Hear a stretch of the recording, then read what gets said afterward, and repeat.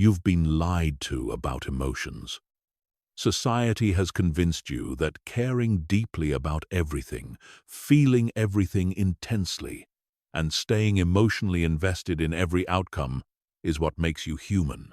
They've told you that emotional detachment means becoming cold, heartless, and disconnected from the world around you. But here's the truth they don't want you to know. Emotional detachment is not about becoming cold. It's about becoming free.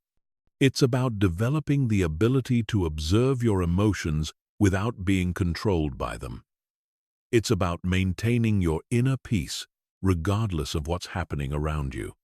And it's about creating space between yourself and the emotional chaos that keeps most people trapped in cycles of anxiety, frustration, and despair. The most successful people in the world, the ones who seem unshakable in the face of criticism, setbacks, and chaos, have mastered this art. They care deeply about their goals, their values, and their relationships.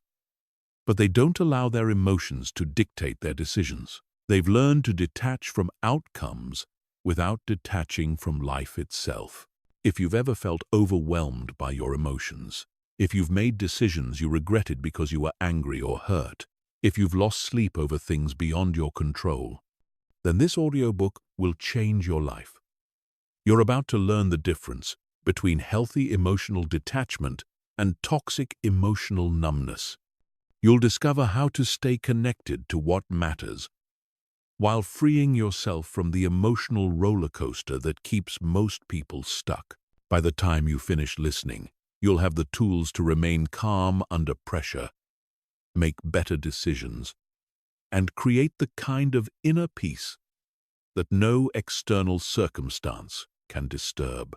But most importantly, you'll learn how to do all of this while still being a warm, caring, and deeply connected human being.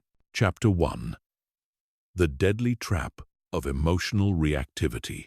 Right now, your emotions are controlling your life. You might not realize it, but every day you're making decisions based on how you feel, rather than what's logical, rational, or beneficial for your long-term success. You're reacting instead of responding. You're being emotional instead of being strategic. And this single pattern is destroying your potential. Think about the last time you made a decision while angry. Maybe you sent an email you shouldn't have sent, said something you didn't mean, or quit something important because you were frustrated. Or think about the last time you avoided doing something necessary because you were afraid, anxious, or overwhelmed. These moments aren't isolated incidents. They're symptoms of a much deeper problem. You haven't learned to separate your emotions from your actions. The average person lives in a constant state of emotional reactivity. They wake up and immediately check their phone, allowing other people's posts, messages, and opinions to determine their mood for the day. They go to work and let their boss's attitude, their co-workers' comments, or their workload dictate how they feel about themselves. They come home and allow family conflicts, financial stress, or relationship issues to rob them of their peace. This is not living. This is existing as a victim of your own emotional responses. And the cost is enormous. When you're emotionally reactive, you make poor decisions. You say things you don't mean. You avoid challenges that could help you grow. You procrastinate on important tasks because they make you feel uncomfortable.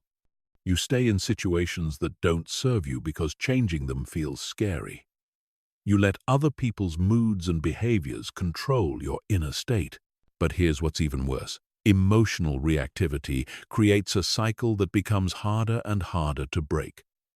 The more you react emotionally to situations, the more your brain reinforces those neural pathways. Your nervous system becomes hypersensitive to triggers. Your default mode becomes anxiety, frustration, or overwhelm. You start to believe that this is just who you are, that you're naturally an anxious person, an angry person, or an emotional person. This is where most people get stuck. They accept their emotional reactivity as part of their personality.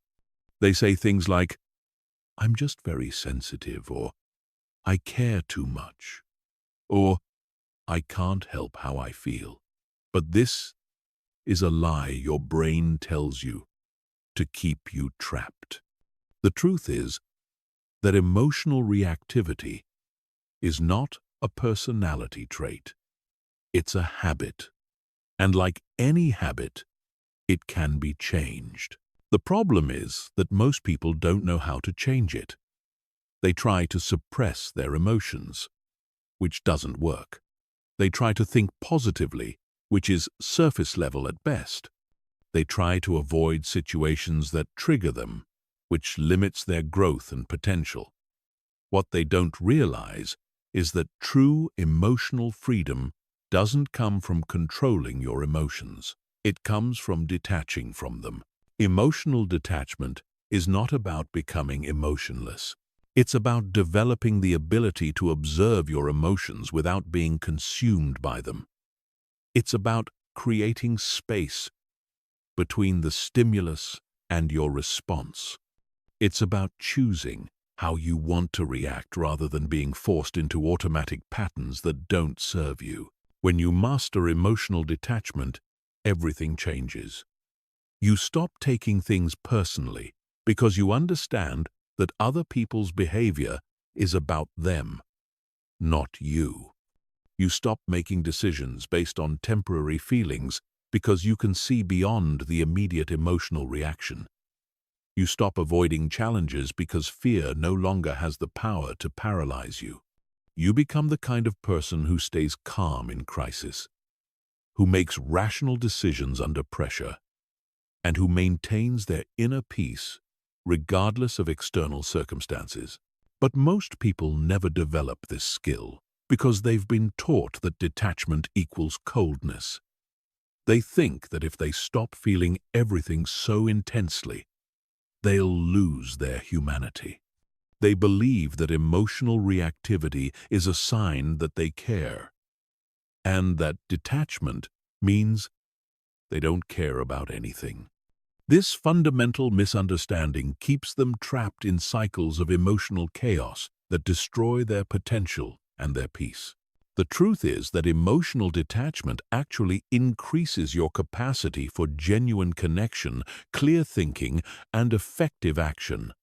When you're not controlled by your emotions, you can respond to situations from a place of wisdom rather than reactivity.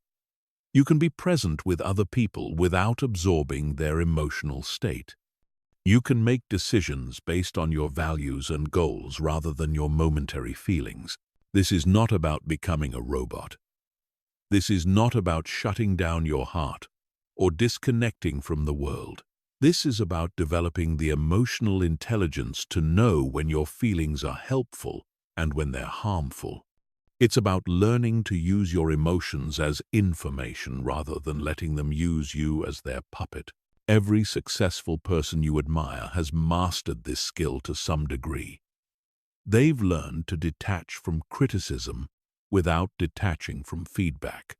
They've learned to detach from setbacks without detaching from their goals. They've learned to detach from other people's opinions without detaching from meaningful relationships. This is what separates high achievers from everyone else. They don't let their emotional reactions determine their actions. Chapter 2. Why most people confuse detachment with being cold. The biggest mistake people make when they hear about emotional detachment is thinking it means becoming cold, heartless, or disconnected from others. This misconception keeps millions of people trapped in emotional reactivity because they're afraid that developing detachment will turn them into someone they don't want to be. They imagine emotionally detached people as robotic, uncaring, and isolated from meaningful relationships. This fear is understandable because our culture has completely misrepresented what healthy emotional detachment looks like. We've been conditioned to believe that caring means suffering, that love means anxiety, and that being emotionally invested means being emotionally reactive. We see people who seem calm and composed and assume they must be cold or disconnected. We mistake emotional regulation for emotional suppression. But there's a massive difference between healthy detachment and toxic emotional numbness. Healthy detachment is about maintaining your inner peace while still being fully engaged with life. It's about caring deeply about outcomes without being destroyed when things don't go as planned. It's about loving people without trying to control them. It's about pursuing goals without your self-worth being dependent on achieving them. Toxic emotional numbness, on the other hand, is about shutting down completely. It's about avoiding feelings because they're too painful to experience. It's about disconnecting from relationships because vulnerability feels too risky. It's about giving up on goals because caring about them hurts too much. This is not detachment. This is dissociation, avoidance, and emotional suppression.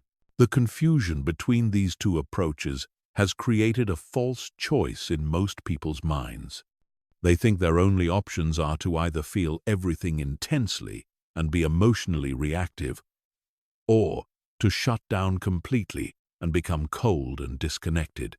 They don't realize there's a third option: feeling fully while maintaining your center. Think about the calmest, most composed person you know. Chances are they're not emotionless. They're not cold or uncaring.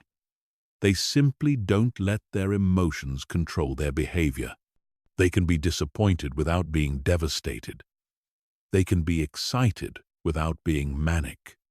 They can be concerned without being anxious. They feel their emotions fully, but they don't let those emotions dictate their actions. This is what true emotional maturity looks like. It's not about having fewer feelings. It's about having a better relationship with the feelings you have. It's about developing the ability to experience emotions without being overwhelmed by them. It's about creating enough space between yourself and your emotional reactions that you can choose how to respond, rather than being forced into automatic patterns. Most people never develop this skill because they've been taught that intense emotional reactions are normal and even admirable. They've been told that if you don't worry about something, you don't care about it. They've been conditioned to believe that anxiety is the same as concern, that anger is the same as passion, and that emotional intensity is the same as emotional depth. But this is backwards thinking. True emotional depth comes from being able to experience the full spectrum of human emotion without being controlled by any single feeling.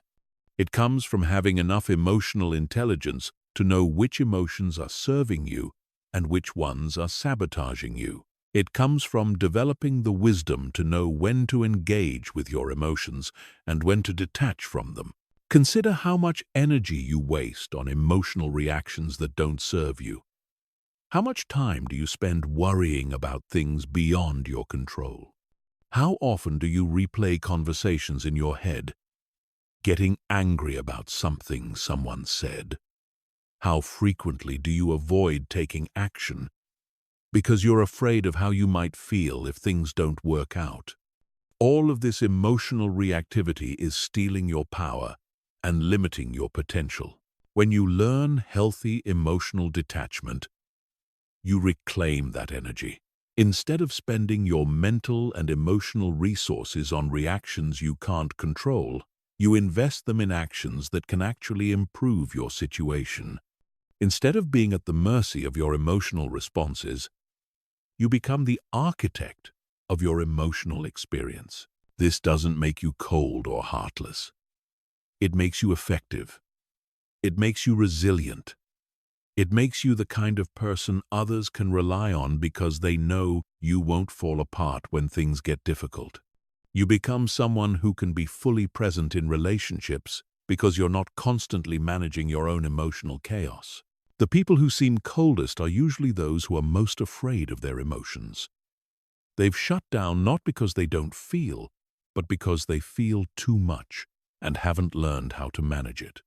True emotional detachment actually requires tremendous emotional intelligence and self-awareness. You have to understand your emotions deeply in order to develop a healthy relationship with them. When you master this skill, you'll discover something remarkable. You can care more deeply about things that matter while caring less about things that don't. You can love people more fully because you're not trying to control their behavior. You can pursue goals more passionately because your self-worth isn't dependent on achieving them. You can experience setbacks without being destroyed by them because your identity isn't tied to your temporary circumstances. This is the paradox of emotional detachment. The less attached you are to specific outcomes, the more engaged you can be with the process. The less you need things to go your way, the more effective you become at making things go your way. The less you try to control your emotions, the more emotional freedom you experience. Chapter 3. The Neuroscience of Emotional Freedom. Your brain is not designed for the modern world. The emotional circuits that helped your ancestors survive in dangerous environments are now sabotaging your success in today's complex society. Understanding this neuroscience is crucial because you can't change what you don't understand. And most people are fighting their biology without realizing it. Deep in your brain, there's a small almond-shaped structure called the amygdala. This is your brain's alarm system, constantly scanning your environment for threats and triggering emotional responses designed to keep you alive. When your ancestors faced a predator, the amygdala would flood their system with stress hormones, preparing them to fight or flee. This response was perfect for immediate physical threats that required instant action. But your modern amygdala can't tell the difference between a saber-toothed tiger and a critical email from your boss. It responds to social rejection the same way it responds to physical danger. It treats financial stress like a life or death emergency. It interprets uncertainty as an immediate threat to your survival. And every time it gets triggered, it hijacks your rational thinking and forces you into emotional reactivity. This is why you feel anxious about things that aren't actually dangerous.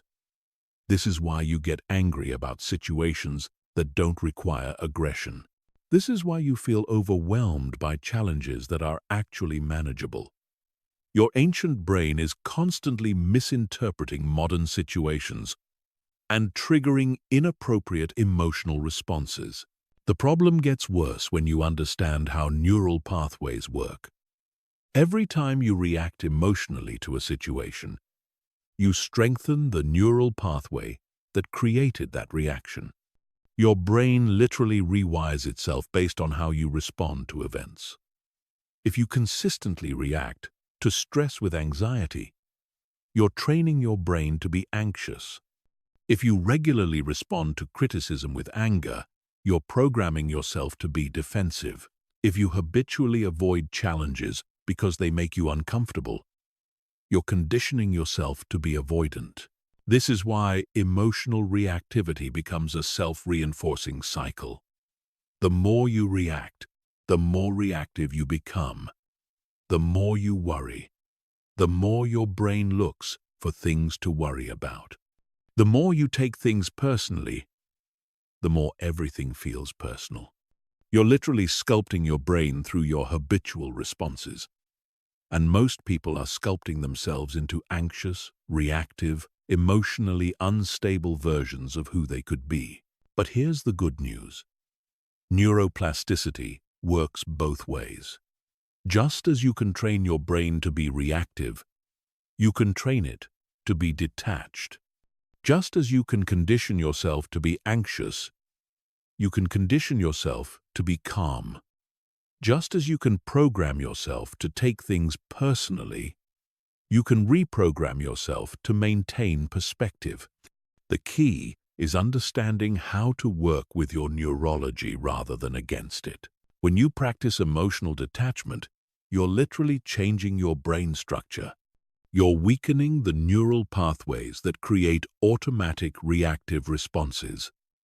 And you're strengthening the pathways that create thoughtful, intentional responses.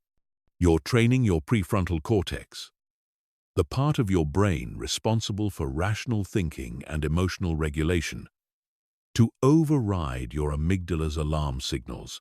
This process takes time because you're essentially reprogramming millions of years of evolutionary conditioning. Your brain wants to keep you safe, and it's been trained to interpret emotional intensity as a survival mechanism. But with consistent practice, you can teach your nervous system that calmness is actually safer than reactivity, that detachment is more effective than emotional investment, and that responding is more powerful than reacting. The key is creating space between stimulus and response. When something triggers an emotional reaction, there's a brief moment before your automatic response kicks in. Most people never notice this moment because their reactions happen so quickly. But with practice, you can learn to recognize this gap and use it to choose your response rather than being forced into your conditioning. This is where mindfulness becomes crucial.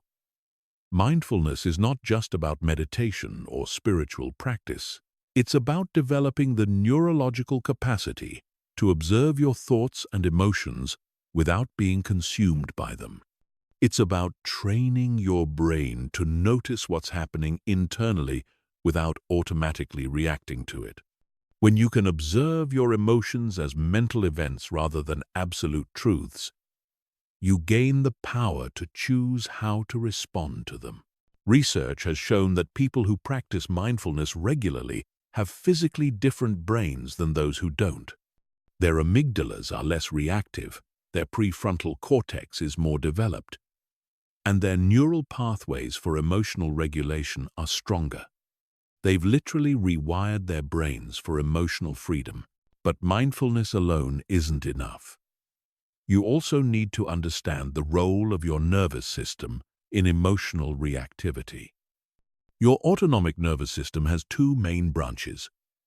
The sympathetic system, which activates your fight or flight response, and the parasympathetic system, which activates your rest and digest response.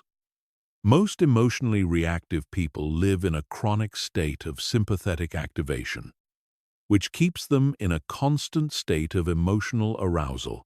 Learning to activate your parasympathetic nervous system is essential for emotional detachment.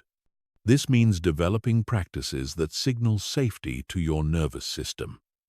Deep breathing, progressive muscle relaxation, spending time in nature, engaging in creative activities, and cultivating positive social connections.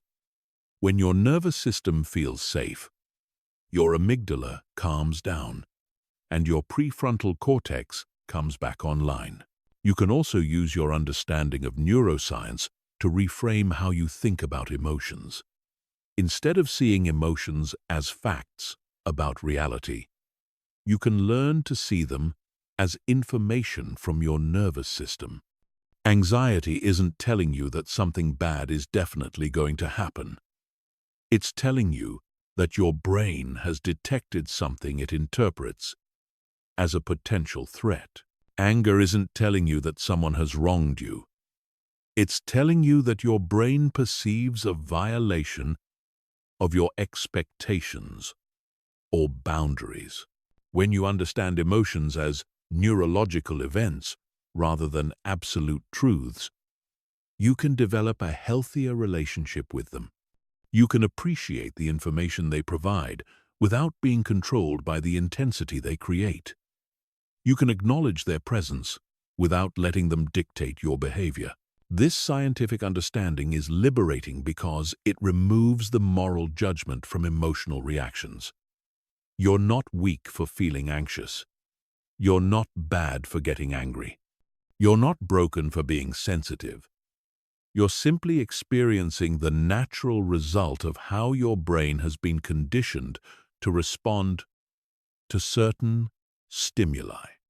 And once you understand the conditioning, you can begin to change it. The goal isn't to eliminate emotions. Emotions provide valuable information about your internal state and your environment. The goal is to develop the neurological capacity to experience emotions without being overwhelmed by them. It's to create enough space between your emotional reactions and your behavioral responses that you can choose actions based on wisdom rather than reactivity. Chapter 4. The 3 levels of emotional detachment. Not all emotional detachment is created equal. There are 3 distinct levels of detachment, each with its own characteristics, benefits, and challenges. Understanding these levels is crucial because most people either aim too low and remain trapped in reactivity, or they aim too high and become disconnected from life itself. The key is finding the level that serves your goals while maintaining your humanity. Level 1 is situational detachment.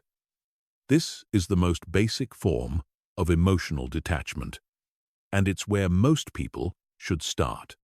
Situational detachment means developing the ability to step back from specific circumstances that trigger emotional reactions.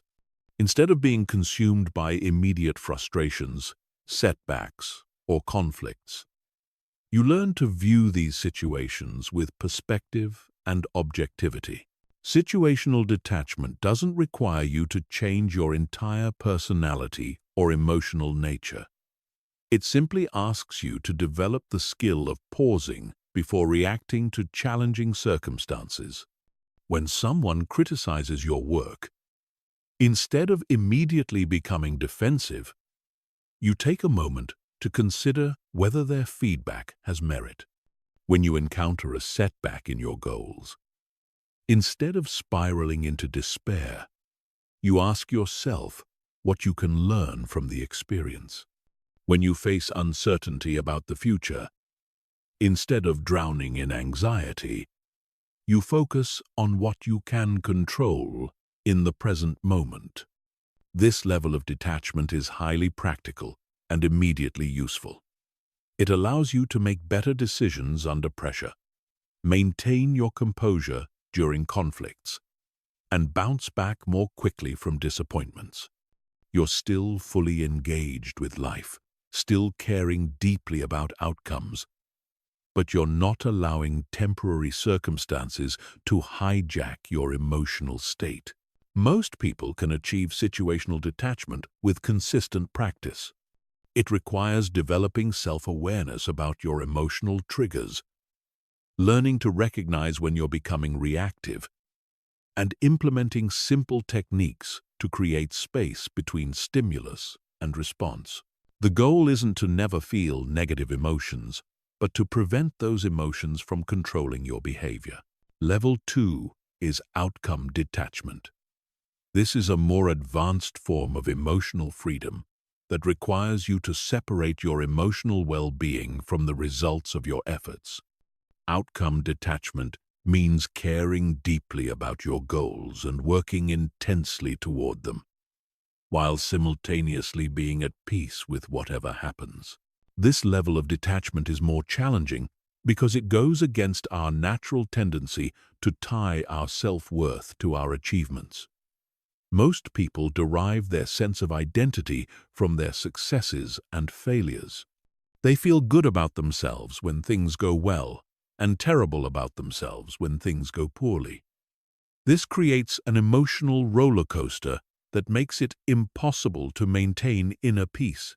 Outcome detachment requires you to find your sense of worth in your effort and intention rather than your results. You measure success by whether you showed up fully, whether you gave your best effort, and whether you acted in alignment with your values. The actual outcomes become secondary to the process of becoming the person you want to be. This doesn't mean becoming passive or lowering your standards. People who master outcome detachment often achieve more than those who are emotionally attached to results because they're not paralyzed by fear of failure. They can take bigger risks, persist longer through setbacks, and maintain their motivation even when progress is slow. They understand that attachment to outcomes actually interferes with achieving those outcomes. Outcome detachment is particularly powerful in areas like relationships, career advancement, and creative pursuits. When you're not desperately attached to being loved by a specific person, you become more attractive because you're not needy or controlling. When you're not frantically trying to get promoted, you can focus on doing excellent work instead of playing political games. When you're not obsessed with how your creative work will be received, you can focus on authentic expression instead of trying to please everyone. Level 3 is existential detachment. This is the deepest level of emotional freedom, and it's not appropriate or necessary for most people. Existential detachment involves stepping back from the entire drama of human existence and viewing life from a cosmic or spiritual perspective. People who achieve this level often describe feeling like they're watching their life unfold rather than being completely immersed in it. Existential detachment can be profoundly peaceful, but it can also lead to disconnection from normal human experiences. People at this level may struggle to engage with everyday concerns that seem trivial from their expanded perspective. They may find it difficult to maintain motivation for conventional goals or to relate to people who are caught up in what they perceive as meaningless dramas.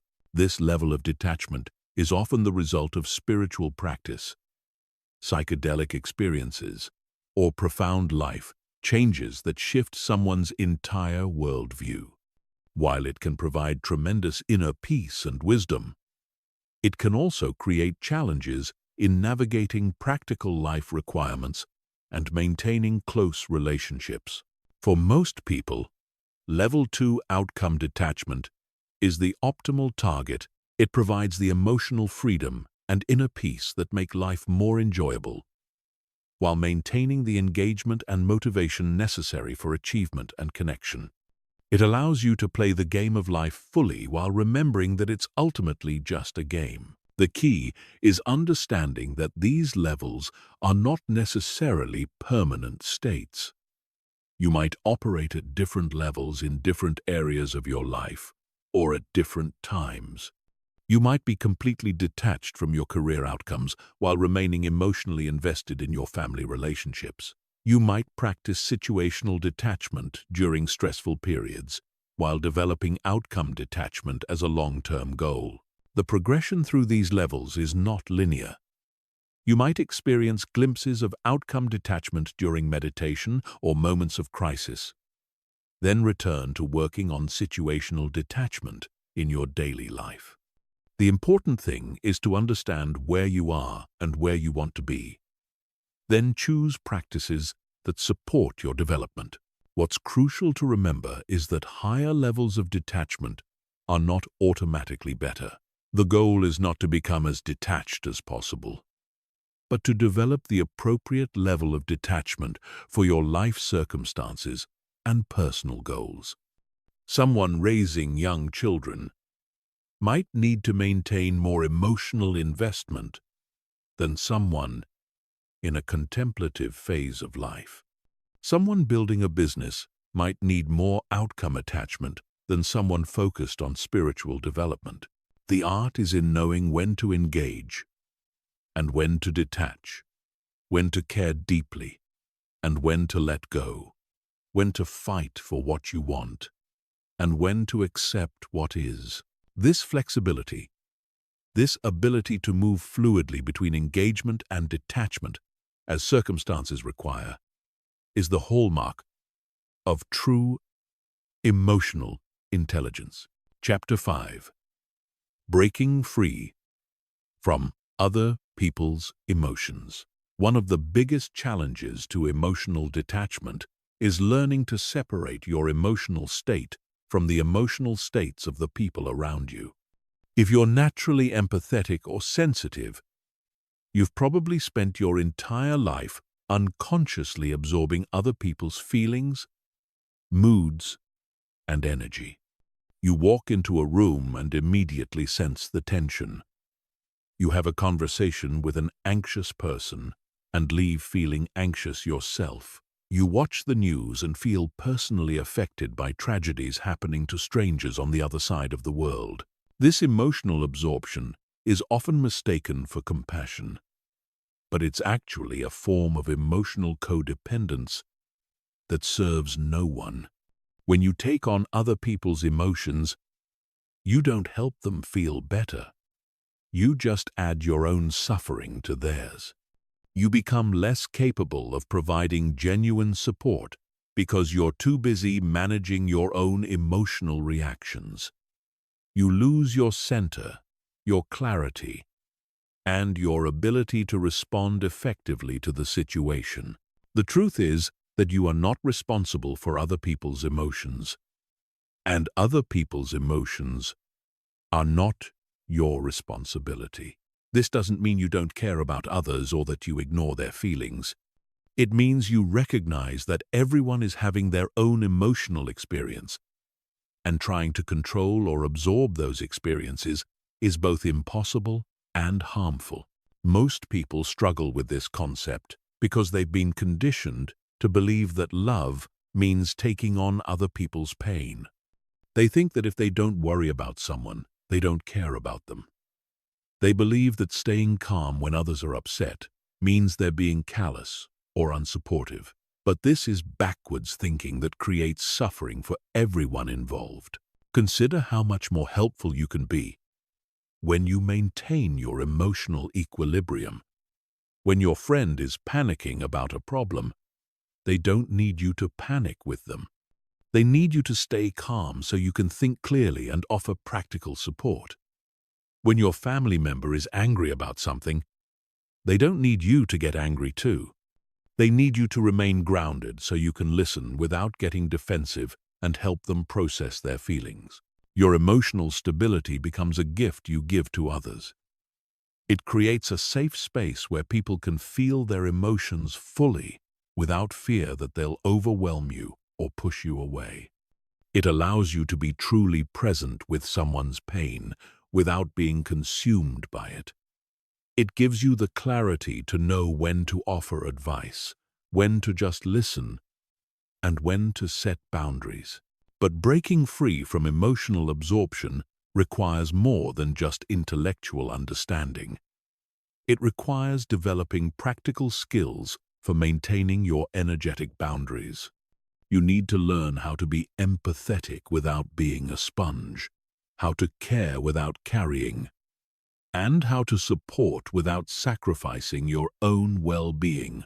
The first step is recognizing when you're absorbing emotions that aren't yours. Many sensitive people are so accustomed to taking on other people's feelings that they don't even realize they're doing it. You might think you're naturally anxious, when in reality, you're picking up anxiety from your environment. You might believe you're depressed, when you're actually absorbing depression from family members or friends. You might assume you're angry about your own life, when you're unconsciously carrying anger that belongs to someone else. Start paying attention to how your emotional state changes in different environments and around different people. Notice if you feel drained after spending time with certain individuals. Observe whether your mood shifts dramatically based on the emotional atmosphere of your workplace or home. Become aware of how media consumption affects your mental and emotional state. Once you start recognizing emotional absorption, you can begin to practice energetic boundaries. This means consciously choosing which emotions you allow into your system and which ones you observe without taking on. It means developing the ability to witness someone else's emotional experience without making it your own. One effective technique is emotional labeling. When you notice yourself feeling upset after interacting with someone, pause and ask yourself, is this feeling mine, or am I picking it up from someone else? Often, simply asking this question creates enough distance to break the automatic absorption pattern. If the emotion doesn't feel authentically yours, you can acknowledge its presence without claiming ownership of it. Another powerful practice is energetic hygiene. Just as you shower to clean your physical body, you need practices to cleanse your energetic body of emotions and energy that don't belong to you. This might involve meditation, spending time in nature, physical exercise, creative expression, or whatever helps you return to your natural emotional state. You can also use visualization techniques to strengthen your energetic boundaries. Imagine yourself surrounded by a protective bubble that allows love and positive energy to pass through while filtering out negative emotions that aren't yours. Visualize roots extending from your body into the earth, grounding you in your own energy and preventing you from floating away in someone else's emotional storm. Learning to set emotional boundaries is crucial for maintaining your detachment. This means being willing to step away from conversations that are becoming emotionally overwhelming, limiting your exposure to chronically negative people, and refusing to take responsibility for other people's emotional states. It means learning to say no to emotional manipulation and guilt trips. Many people resist setting these boundaries because they're afraid of seeming selfish or uncaring. But maintaining your emotional equilibrium actually makes you more caring, not less. When you're not constantly overwhelmed by other people's emotions, you have more energy to offer genuine support. When you're not trying to fix everyone's feelings, you can be truly present with their experience. When you're not taking things personally, you can respond with wisdom rather than reactivity. The goal is to develop what could be called loving detachment. This means caring deeply about people while refusing to carry their emotional burdens. It means offering support without taking responsibility for outcomes. It means being present with someone's pain without trying to eliminate it for them. This kind of detachment actually deepens your relationships because it removes the codependent dynamics that keep people stuck. When you stop trying to manage other people's emotions, you give them the space to develop their own emotional intelligence. When you stop absorbing their feelings, you model what healthy emotional boundaries look like. When you maintain your own center, you become someone others can rely on for stability and wisdom. Remember, your emotional state is your responsibility, and it's also your power. Every time you allow someone else's emotions to control how you feel, you're giving away your power to choose your own experience. Every time you absorb emotions that don't belong to you, you're diluting your own emotional clarity. Every time you try to fix someone else's feelings, you're preventing them from developing their own emotional resilience. True compassion means allowing people to have their own emotional experiences while offering support from a place of strength rather than shared suffering. It means caring without carrying, loving without losing yourself, and supporting without sacrificing your own well-being. This is not selfishness. This is emotional intelligence, and it's the foundation of healthy relationships and genuine service to others. Chapter 6. The Art of Observing Without Reacting. The most powerful skill you can develop is the ability to observe your thoughts and emotions without immediately reacting to them. Most people are completely identified with their mental and emotional activity.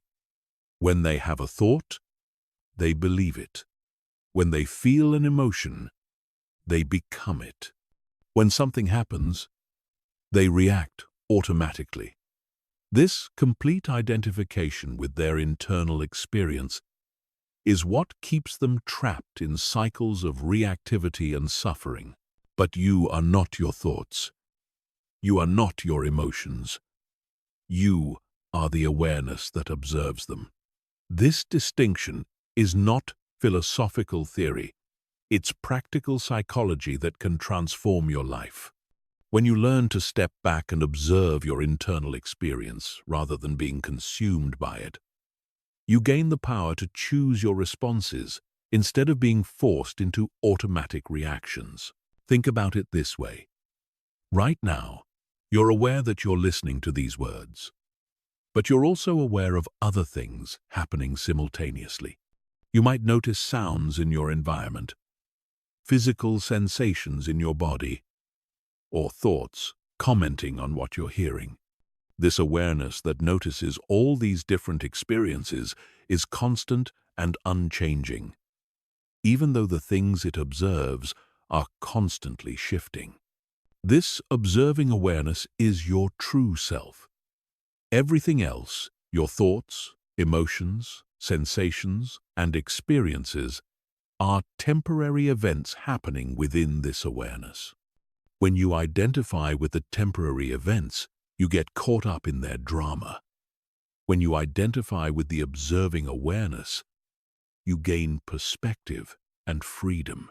Developing this observer perspective requires practice because your brain has been conditioned to immediately react to whatever arises in your experience.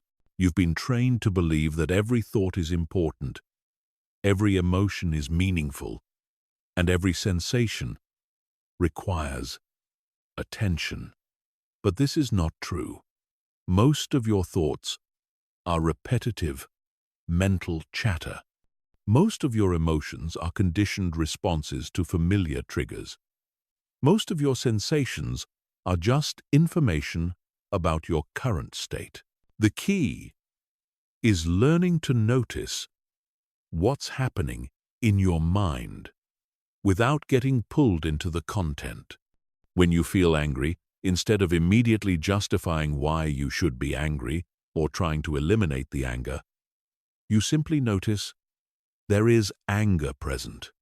When you have an anxious thought, instead of believing the thought or fighting with it, you observe there is an anxious thought arising. When you feel disappointed, instead of wallowing in the disappointment or pushing it away, you acknowledge there is disappointment here. This simple shift in language creates profound change in your relationship with your experience. Instead of saying, "I am angry," you say, "There is anger." Instead of saying, "I am anxious," you say, "There is anxiety." Instead of saying, "I am sad," you say, "There is sadness." This subtle change in perspective creates space between you and your emotional reactions, giving you room to choose how to respond. The practice of observing without reacting is like developing a muscle. At first, it feels awkward and unnatural. Your conditioned patterns will pull you back into identification with whatever you're experiencing. You'll catch yourself getting lost in thoughts, carried away by emotions, or reacting automatically to triggers. This is normal and expected. The goal is not to never get caught up in your experience, but to catch yourself more quickly and return to the observer perspective more easily. Start with simple observations throughout your day. Notice when you're thinking without getting involved in the content of your thoughts. Observe when emotions arise without immediately judging them as good or bad. Pay attention to physical sensations without automatically trying to change them. Practice watching your reactions to external events without being consumed by those reactions. One powerful technique is to narrate your experience as if you were a neutral scientist studying your own mind. I notice tension in my shoulders. I observe thoughts about tomorrow's meeting. I see frustration arising about this traffic. I feel excitement about this opportunity. This narration helps you maintain the observer perspective instead of becoming completely identified with whatever you're experiencing. Another effective practice is to ask yourself questions that shift you into observer mode. What am I thinking right now? What am I feeling in this moment? What sensations are present in my body? What story am I telling myself about this situation? These questions activate your observing awareness and create distance from whatever you're experiencing. The observer perspective is particularly powerful during emotional triggers. When someone says something that normally would make you angry, instead of immediately defending yourself or attacking them, you can observe. There is anger arising.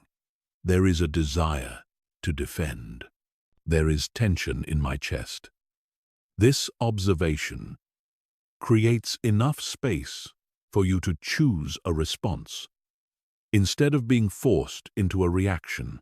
Over time, this practice fundamentally changes your relationship with your inner experience. You begin to see thoughts as mental events rather than absolute truths. You start to experience emotions as temporary visitors rather than permanent residents.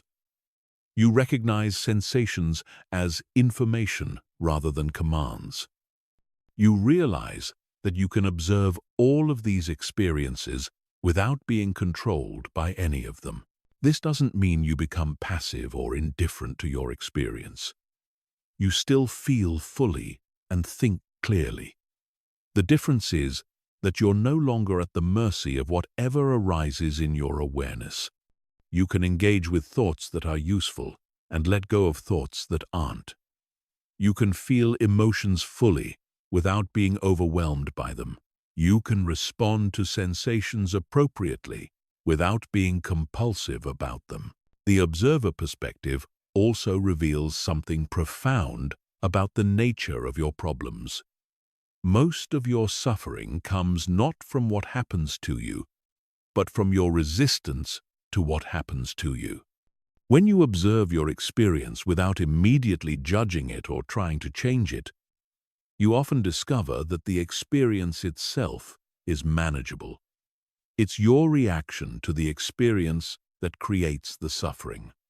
This practice is the foundation of all emotional detachment, because it gives you access to the part of yourself that remains calm and centered, regardless of what's happening around you or within you.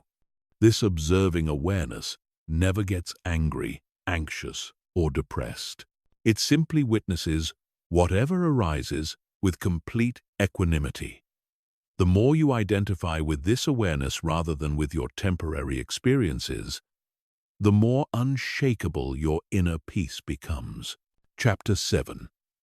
How to detach from outcomes without losing motivation. One of the biggest misconceptions about emotional detachment is that it requires you to stop caring about results or to lower your standards for success. People fear that if they detach from outcomes, they'll become lazy, unmotivated, or willing to accept mediocrity.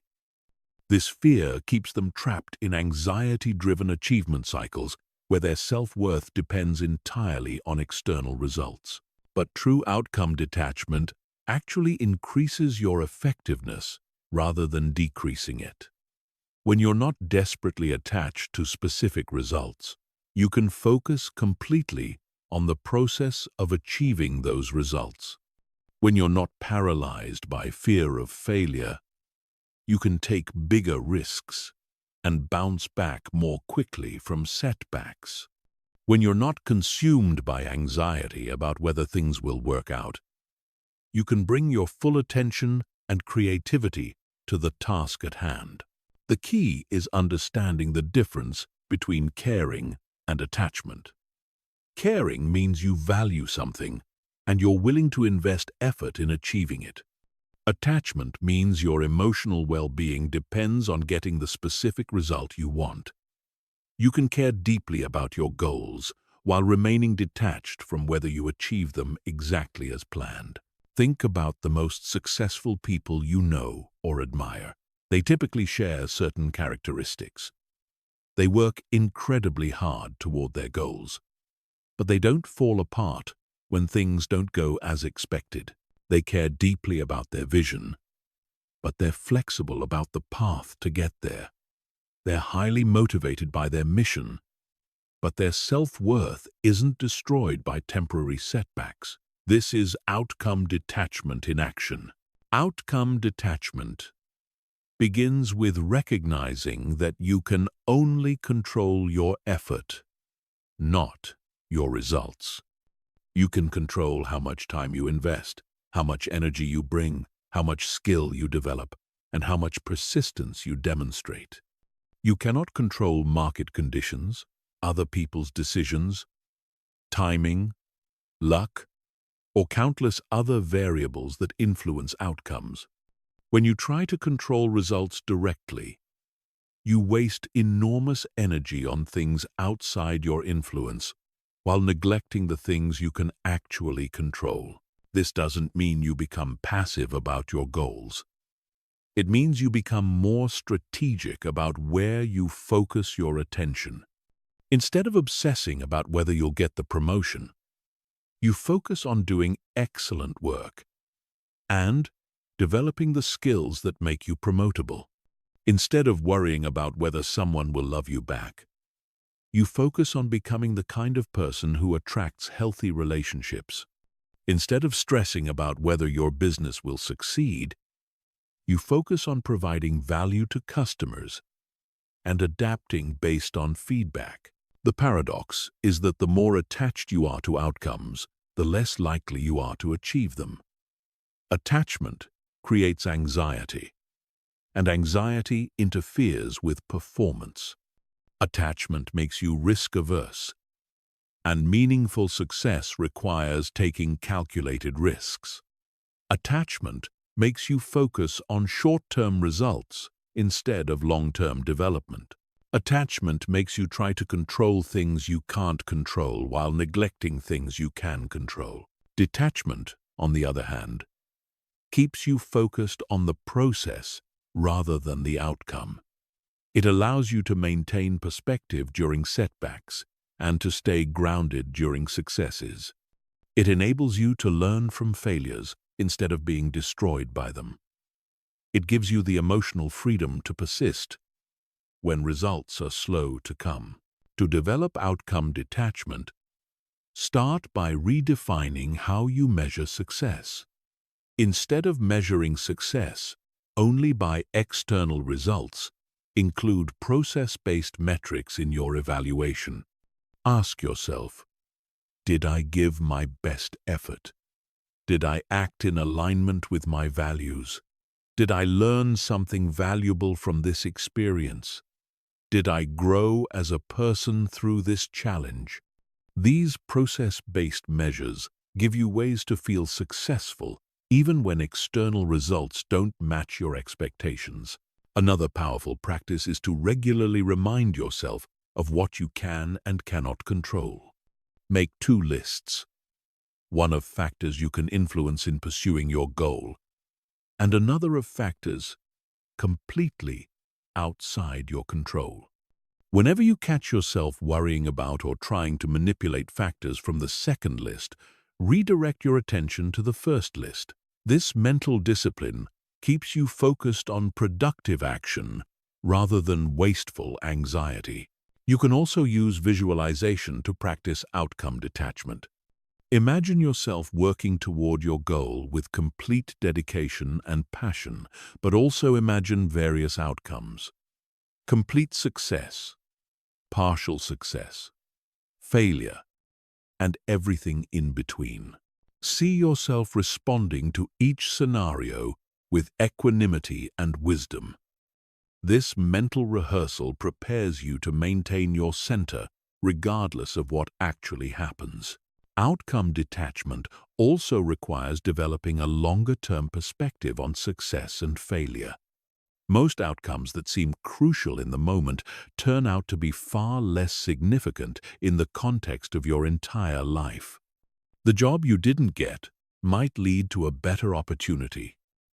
The relationship that ended might clear the path for a more compatible partner. The business that failed might teach you lessons essential for your next venture. This perspective doesn't minimize the real challenges and disappointments of not getting what you want. It simply helps you maintain hope and motivation, even when current results are discouraging.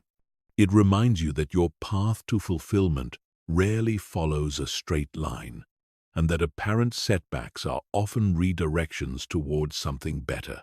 One of the most liberating aspects of outcome detachment is that it frees you to enjoy the journey rather than postponing happiness until you reach your destination. When you're attached to outcomes, you tell yourself you'll be happy when you get the promotion, find the relationship, make the money, or achieve the recognition. This conditional happiness ensures that you spend most of your life waiting to feel good about yourself and your circumstances. Outcome detachment allows you to find satisfaction in the process of growth, learning, and contribution.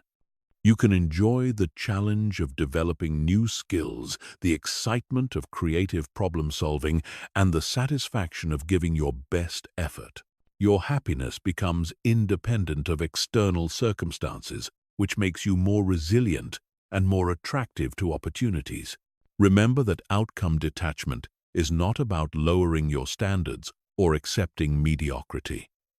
It's about raising your standards for how you show up in the process while releasing your grip on specific results.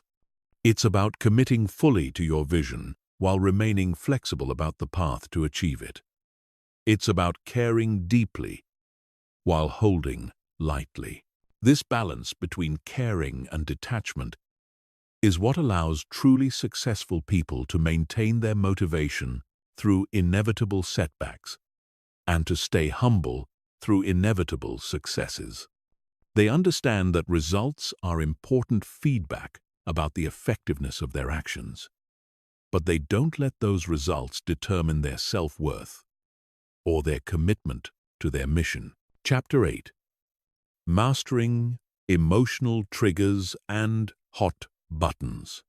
Everyone has emotional triggers, those specific situations, words, or behaviors that instantly activate intense emotional reactions. Maybe it's being criticized, feeling excluded, being told you're wrong, or having your competence questioned. These triggers bypass your rational mind and send you straight into reactive mode, often causing you to say or do things you later regret.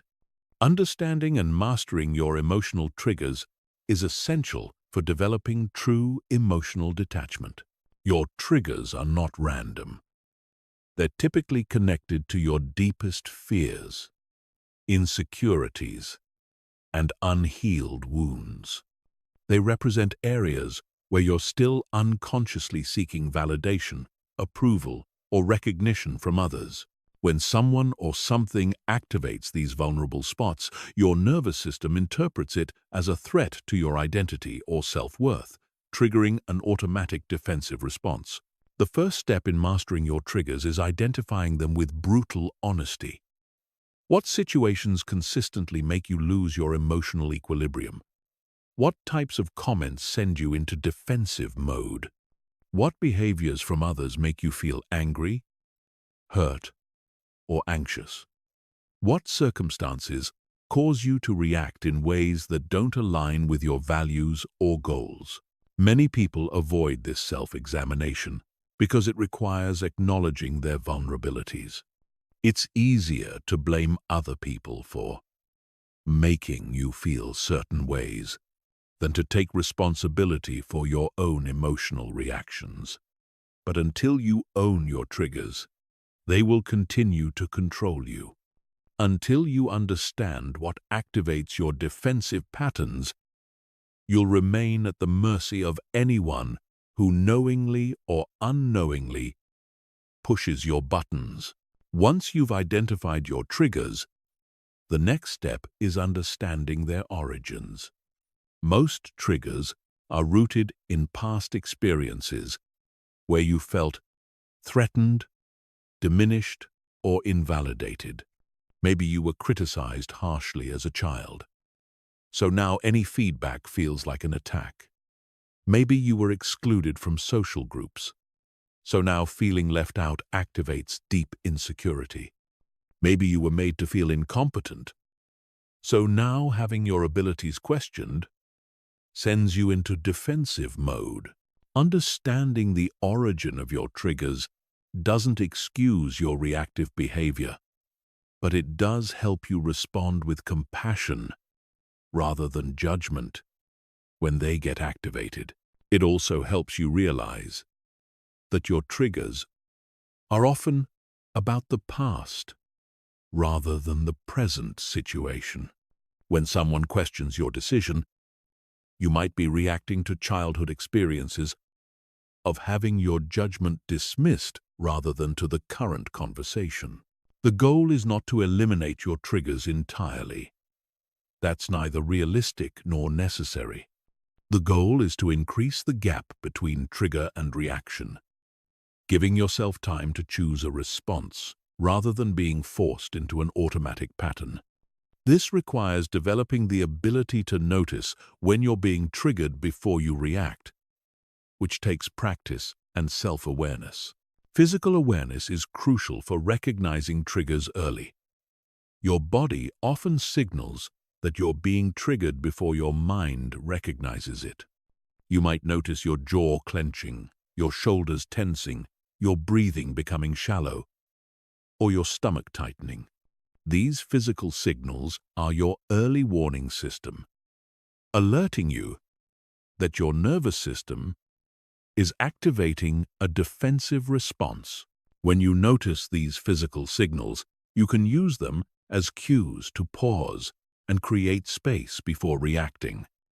Take a few deep breaths to activate your parasympathetic nervous system.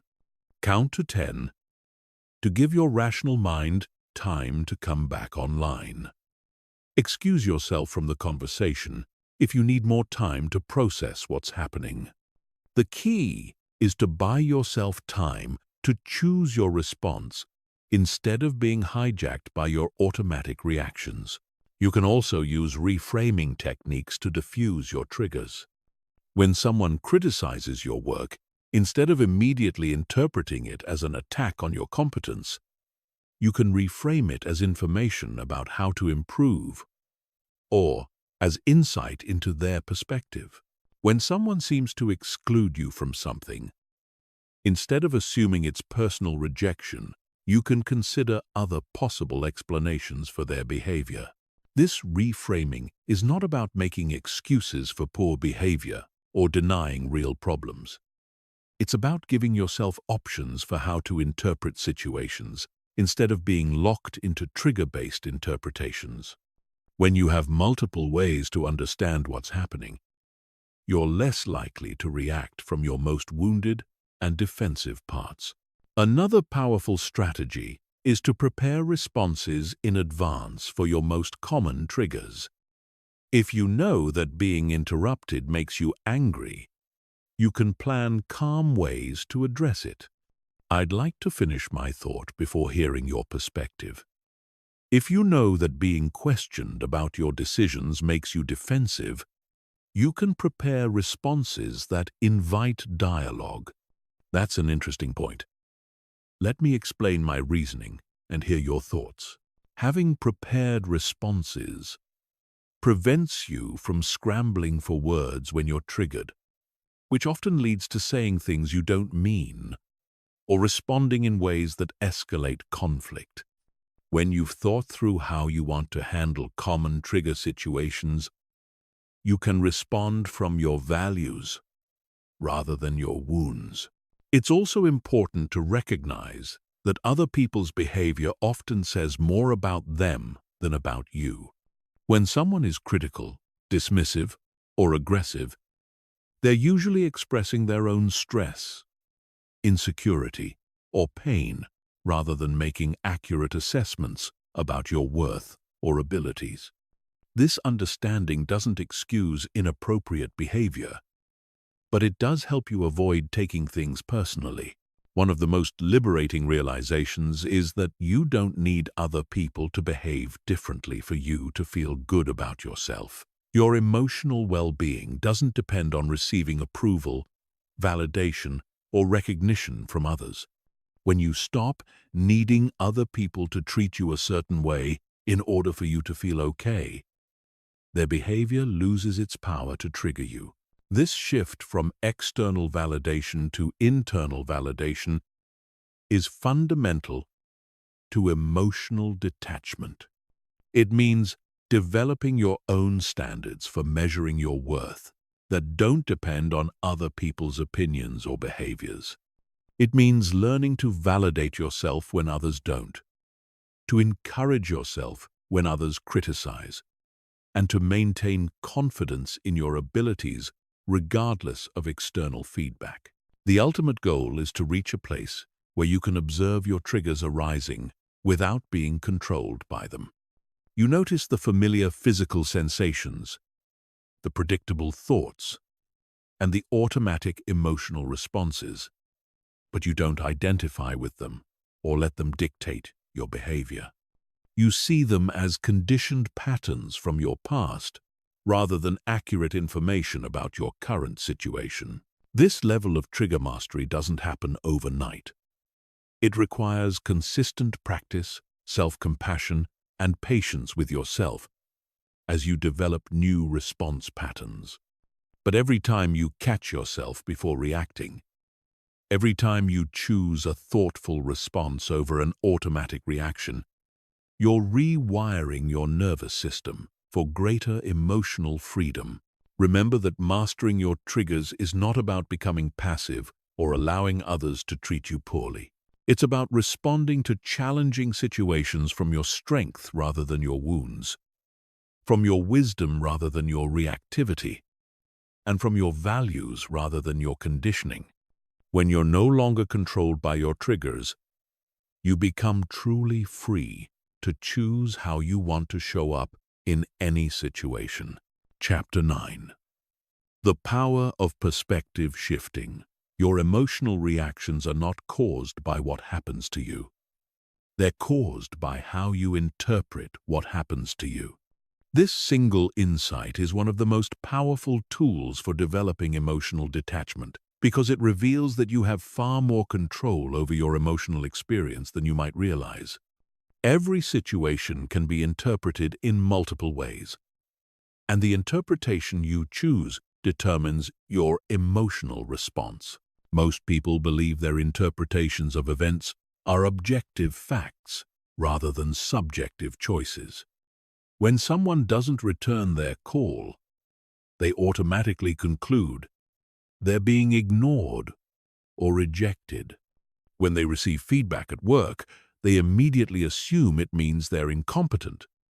When their plans don't work out, they instantly decide it means they're unlucky or incapable. These interpretations feel so automatic and obvious that they don't realize they're choosing them. But every interpretation is a choice, even when it doesn't feel like one. The person who didn't return your call might be dealing with an emergency, might have technical problems, or might be processing your message carefully before responding.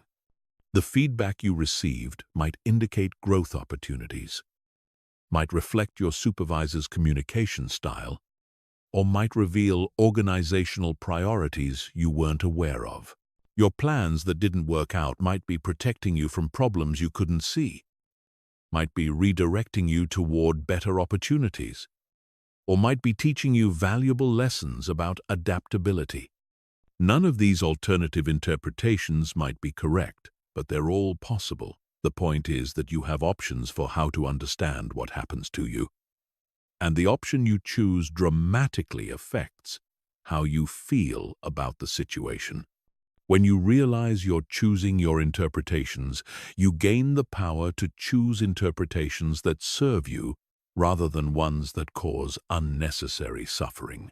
This doesn't mean practicing positive thinking or denying reality. It means recognizing that reality is more complex than your initial interpretations suggest. It means acknowledging that you might not have all the information needed to draw accurate conclusions. It means staying open to multiple possible explanations for why things happen the way they do.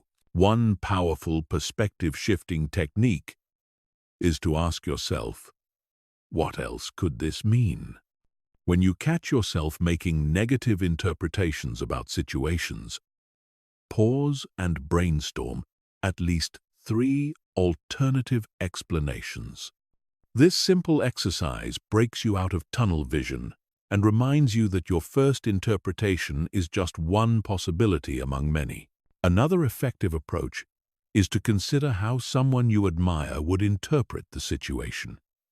How would a wise mentor, a successful role model, or a spiritually mature person understand what you're experiencing? What perspective would allow them to remain calm and centered in similar circumstances? This mental exercise helps you access higher-level thinking instead of being trapped in reactive interpretations. You can also practice temporal perspective shifting by asking how you'll view this situation in different time frames. How important will this seem in 1 week, 1 month, 1 year? 5 years? This exercise often reveals that situations that feel catastrophic in the moment are actually minor blips in the larger context of your life. It helps you maintain proportion and avoid emotional overwhelm about temporary circumstances. Perspective shifting is particularly powerful for dealing with other people's behavior. When someone acts in ways that trigger your defensiveness, try to understand their behavior from their perspective. What might they be feeling or experiencing that would lead them to act this way? What pressures, fears, or needs might be driving their behavior? This doesn't excuse inappropriate behavior, but it helps you avoid taking things personally and allows you to respond with wisdom rather than reactivity. One of the most transformative perspective shifts is moving from victim consciousness to creator consciousness. Victim consciousness interprets challenges as things happening to you that you have no control over. Creator consciousness interprets challenges as opportunities to grow, learn, and develop resilience. Victim consciousness focuses on what you can't control and feels powerless. Creator consciousness focuses on what you can influence and takes responsibility for your response. This shift doesn't mean blaming yourself for things outside your control or pretending that genuine hardships aren't difficult. It means recognizing that regardless of what happens to you, you always have the power to choose your response. You can't always control what occurs in your life, but you can always control what it means to you and how you let it affect you. Another powerful reframe is moving from scarcity thinking to abundance thinking. Scarcity thinking interprets setbacks as evidence that there aren't enough opportunities, that success is limited, or that you're running out of time. Abundance thinking sees setbacks as course corrections, recognizes that opportunities are constantly emerging, and trusts that persistence and adaptation lead to eventual success. When you didn't get the job you wanted, Scarcity thinking says there are no good opportunities left, and you'll never find work you love. Abundance thinking says this frees you to find an even better fit, and that the right opportunity is still coming. When a relationship ends, scarcity thinking says you'll never find love again, and there's something wrong with you. Abundance thinking says you've learned valuable lessons about compatibility, and you're now more prepared for a healthy relationship. You can also practice philosophical perspective shifting by considering different wisdom traditions' approaches to challenges. How would a Stoic philosopher view your current difficulties? They might see them as opportunities to practice virtue and build character. How would a Buddhist approach your suffering? They might view it as an inevitable part of human existence that can lead to greater compassion and understanding. How would someone with deep faith interpret your struggles? They might see them as part of a larger plan that you can't fully understand yet. The goal is not to find the right perspective, but to realize that you have options. When you're stuck in one interpretation that's causing you suffering, exploring alternative perspectives can free you from that suffering. When you're feeling hopeless about a situation, shifting to a different viewpoint can restore your sense of possibility and agency. Perspective shifting becomes easier with practice because it's essentially a form of mental flexibility training. The more you consciously choose different interpretations, the more natural it becomes to see situations from multiple angles. You develop what could be called interpretive agility that prevents you from getting stuck in rigid, suffering-inducing viewpoints. This skill is invaluable for maintaining emotional detachment because it prevents you from being trapped by limiting interpretations of your experience. When you realize that your emotional reactions are based on interpretations you're choosing, you gain tremendous power over your emotional state. You become the author of your own experience rather than the victim of circumstances and other people's behavior. Chapter 10. Building unshakable inner peace. Inner peace is not the absence of challenges, conflicts, or difficulties. It's the presence of an unshakable center that remains calm regardless of what's happening around you. Most people think they'll find peace when their external circumstances improve, when their problems are solved, or when everyone in their life behaves the way they want. But this approach to peace is conditional and fragile because it depends on controlling things outside your influence. True inner peace is unconditional. It exists independently of your circumstances, relationships, achievements, or external validation. It's a state of being that you can access regardless of what's happening in your life. This kind of peace is not passive resignation or emotional numbness. It's an active state of centered awareness that allows you to remain grounded while fully engaging with life's challenges and opportunities. Building unshakable inner peace requires understanding that peace is your natural state. Beneath all the mental chatter, emotional reactivity, and external drama, there exists a part of you that is always calm, always whole, and always at peace. This peaceful essence is not something you need to create or achieve. It's something you need to uncover by removing the layers of conditioning, reactivity, and identification that obscure it. Your thinking mind is the primary obstacle to accessing this natural peace. Your mind is constantly generating thoughts, judgments, stories, and interpretations about your experience. It's analyzing the past, planning for the future, and commenting on the present. This mental activity is not inherently problematic, but when you identify completely with your thoughts, they disturb your peace.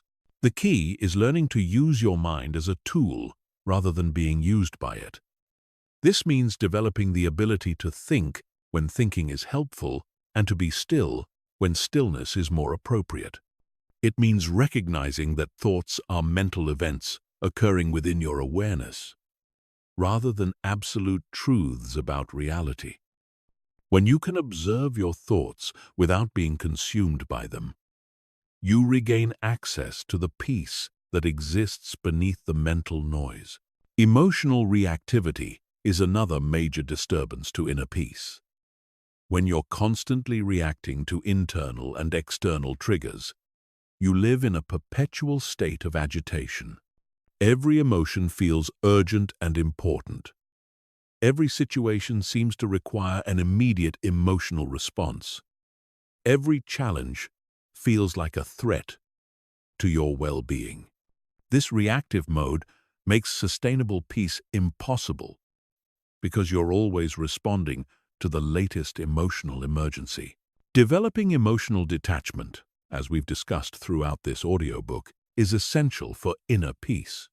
When you can observe emotions without being controlled by them, when you can feel without being overwhelmed, and when you can respond rather than react, you create space for peace to emerge naturally. Emotions become information rather than commands, temporary visitors rather than permanent residents.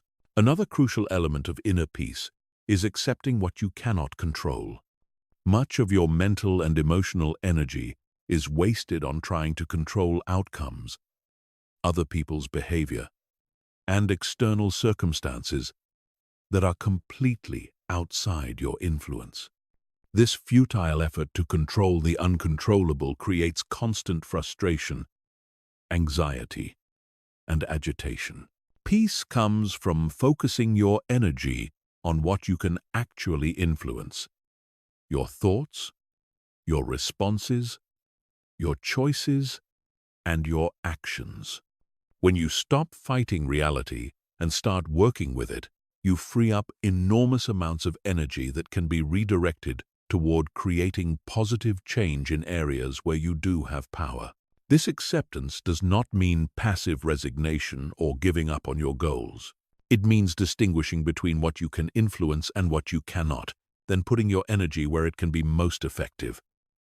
It means caring deeply about your vision while holding loosely to specific outcomes. It means doing your best while being at peace with whatever results.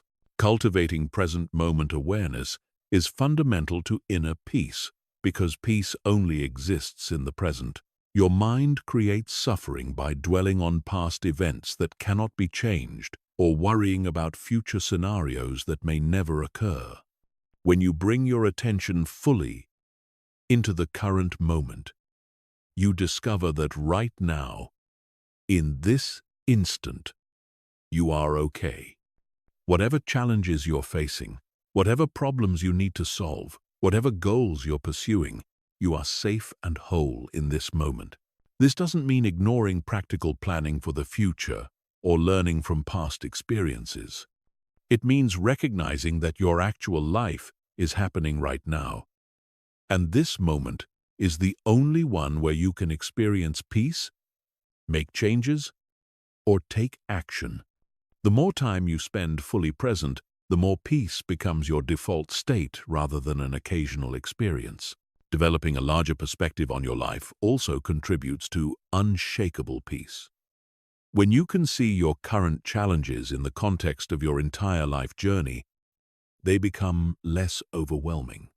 When you can view your problems in the context of human history and the vastness of existence, they become more manageable. This cosmic perspective doesn't minimize real difficulties, but it helps you maintain equilibrium and hope during difficult periods. You can cultivate this perspective through practices like meditation, spending time in nature, studying philosophy or spirituality, or simply taking time to reflect on the larger patterns and purposes in your life. These practices connect you to something greater than your immediate concerns and remind you that your worth and peace don't depend on solving every problem or achieving every goal. Creating supportive practices and environments is also essential for maintaining inner peace.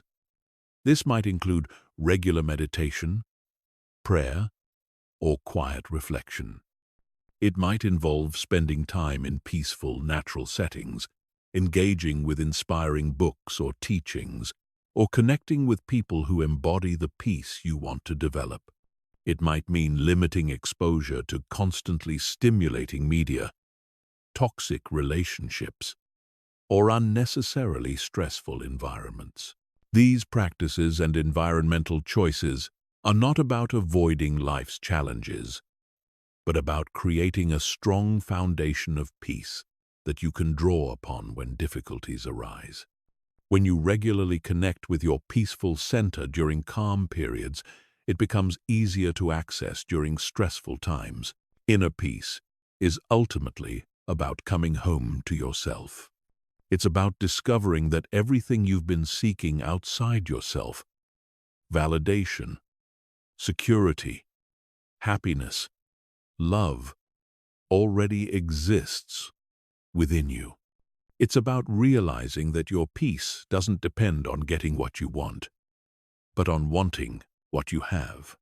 It's about understanding that you are already complete, already worthy, and already whole, regardless of your external circumstances or achievements.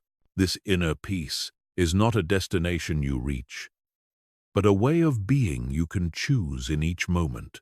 It's available to you right now, regardless of what problems you're facing or what goals you're pursuing. It's your birthright, your natural state, and your greatest gift to yourself and others. When you embody this peace, you become a source of stability and wisdom in a chaotic world. And you demonstrate what's possible when someone learns to live from their center rather than their circumstances. Chapter 11. Detached Decision-Making Under Pressure. The quality of your decisions determines the quality of your life. Yet most people make their most important choices while under the influence of intense emotions, social pressure, or reactive thinking. They choose careers based on what will impress others, enter relationships driven by loneliness or desperation, make financial decisions motivated by fear or greed, and leave opportunities unexplored because of anxiety about failure. Emotional detachment transforms your decision-making process by creating space between the decision and the emotions surrounding it.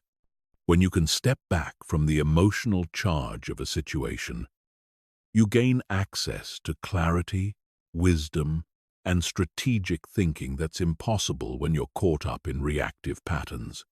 You can evaluate options based on their actual merits rather than how they make you feel in the moment.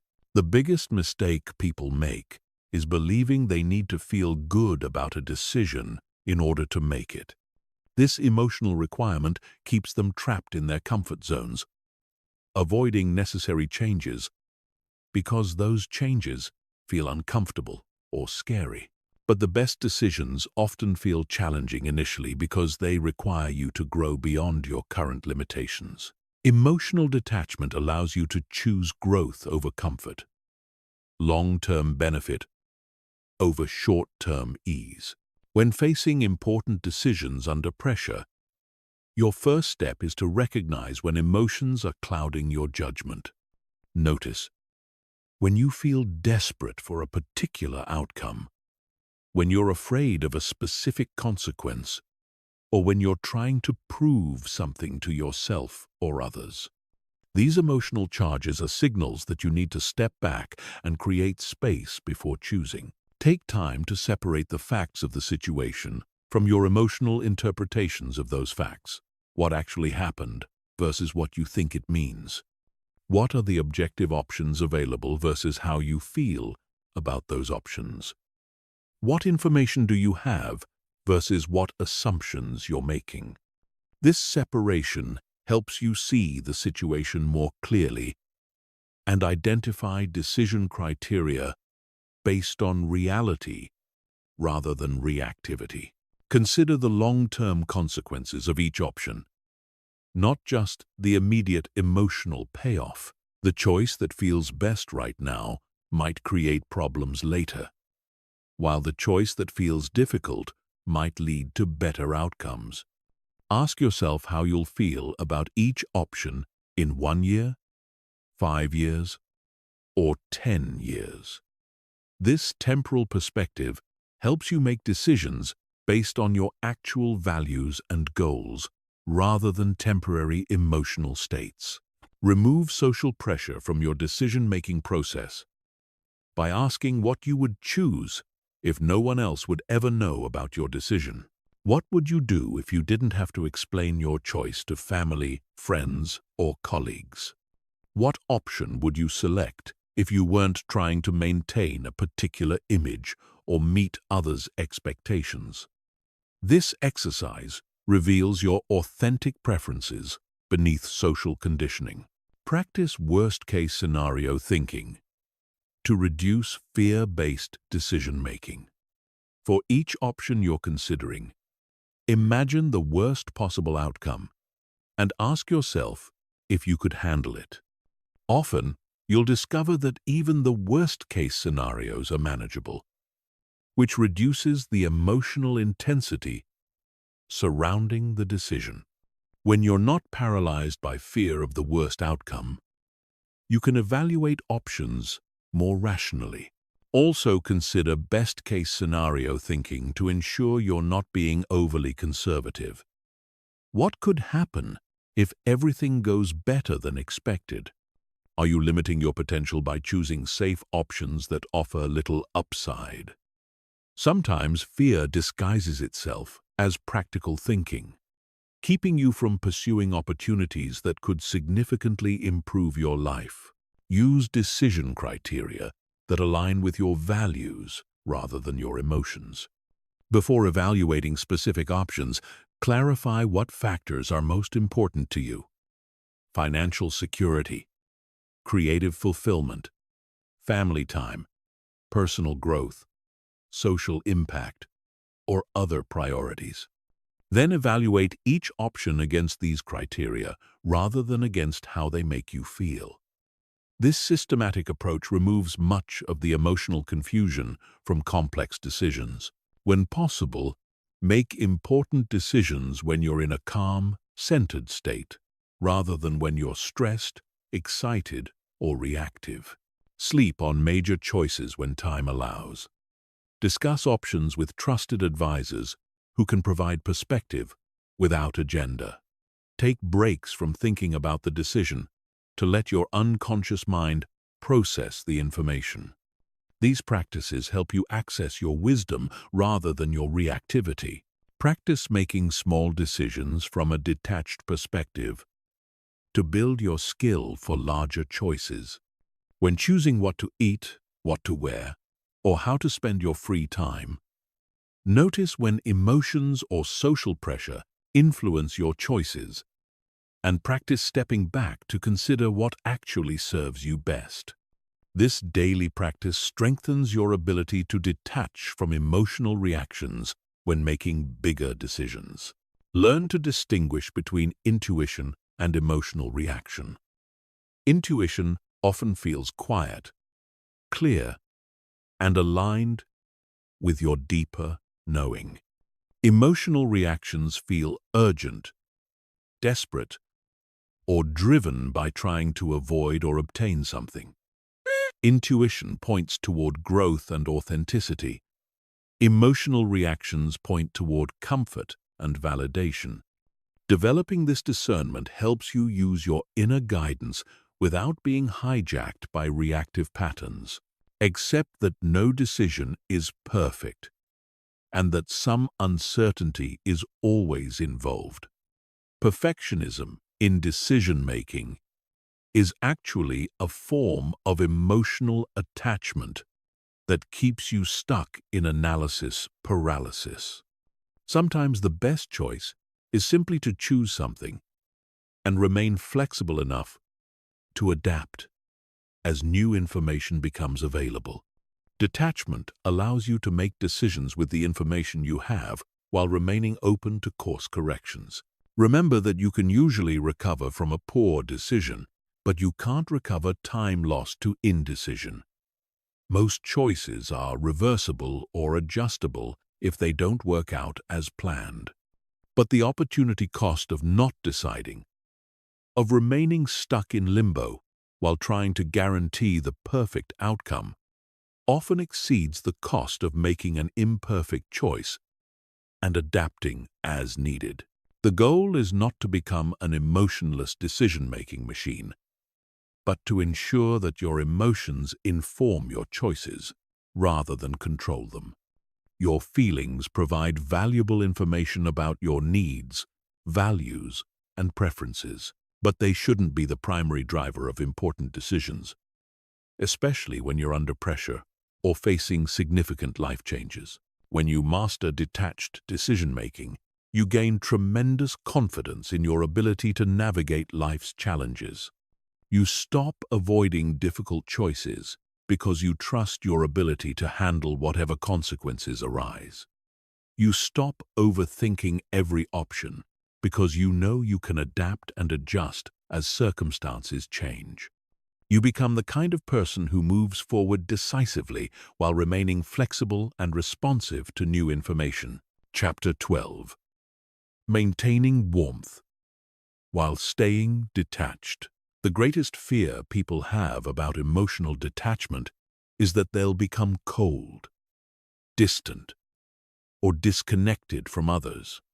They imagine that developing detachment will turn them into someone who doesn't care, doesn't feel, or doesn't engage meaningfully with life and relationships.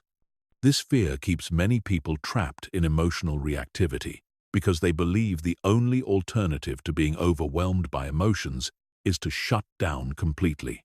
But there's a crucial distinction between emotional detachment and emotional disconnection. Detachment is about not being controlled by emotions while still experiencing them fully.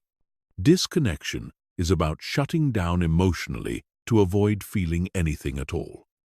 Detachment allows you to love without possessiveness, care without anxiety, and engage without attachment to specific outcomes.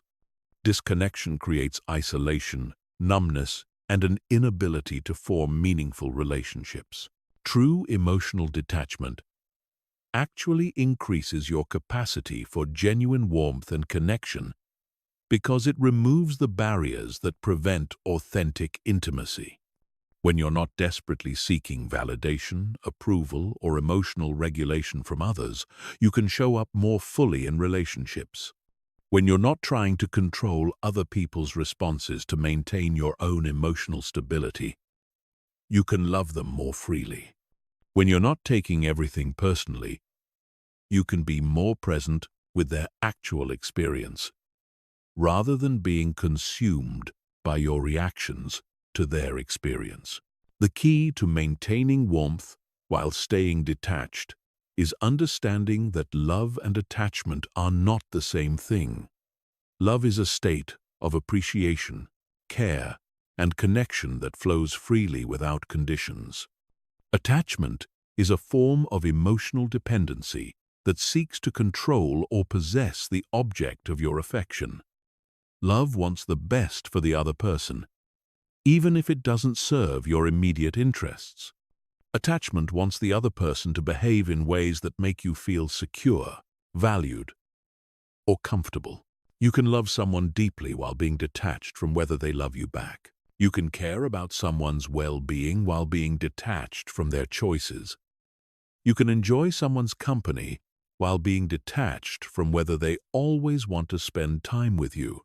This detached love is actually more genuine because it's not conditional on receiving something in return. Practice expressing care through presence rather than through emotional intensity. Many people mistake emotional reactivity for caring.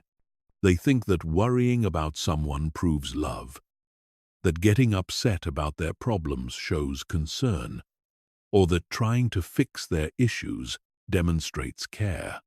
But true presence, the ability to be fully with someone without trying to change them or absorb their emotional state, is often more helpful and certainly more sustainable. When someone you care about is struggling, instead of joining them in their emotional turmoil, offer them the gift of your calm presence. Listen without immediately trying to solve their problems. Acknowledge their experience without taking responsibility for their feelings. Provide support without taking over their healing process. This kind of presence requires emotional detachment because it asks you to care without carrying, to empathize without absorbing, and to help without controlling. Develop the ability to hold space for other people's emotions without making those emotions about you. When someone is angry, you don't need to defend yourself immediately or take their anger personally.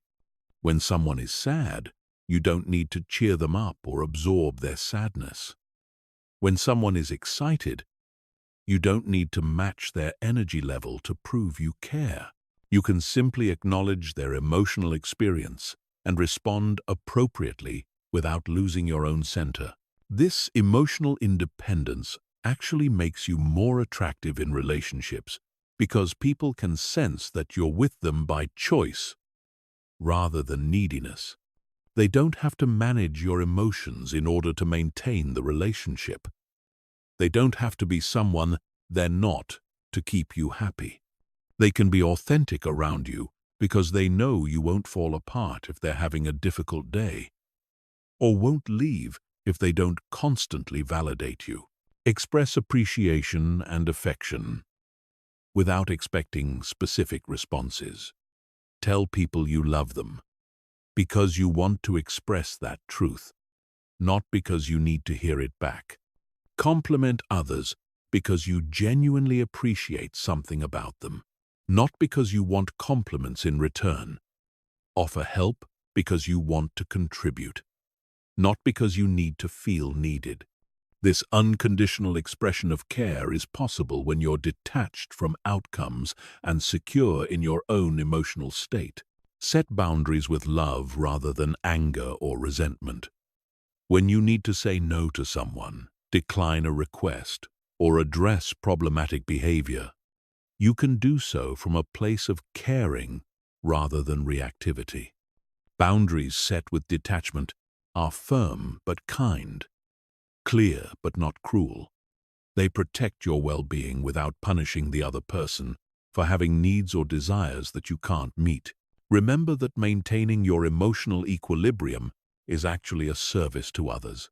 When you remain calm during crisis, stable during chaos, and centered during conflict, you provide an anchor point that others can use to find their own stability. Your detached presence becomes a gift that helps others access their own inner peace and wisdom. Practice unconditional positive regard, the ability to maintain respect and caring for someone regardless of their behavior. This doesn't mean accepting abuse or enabling destructive patterns. It means recognizing the inherent worth of people while addressing problematic behaviors directly. You can disapprove of someone's actions while still caring about their well-being.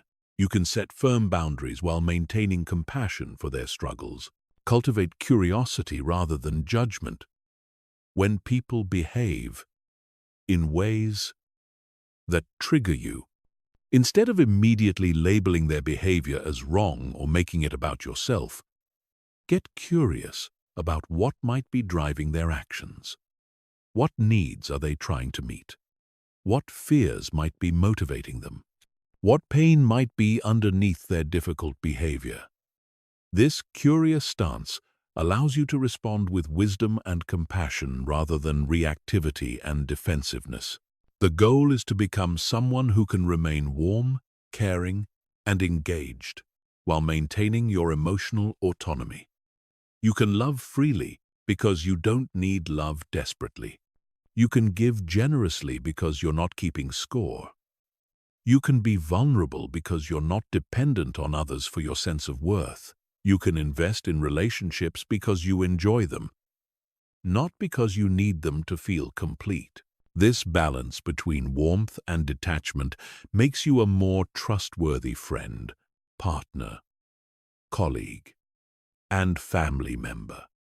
People can count on you to remain stable during their difficulties, honest about your own needs and limitations, and present for genuine connection without hidden agendas or emotional manipulation. Chapter 13. Advanced Techniques for Emotional Mastery. Once you've developed basic emotional detachment skills, there are advanced techniques that can deepen your mastery and help you maintain equanimity in even the most challenging circumstances.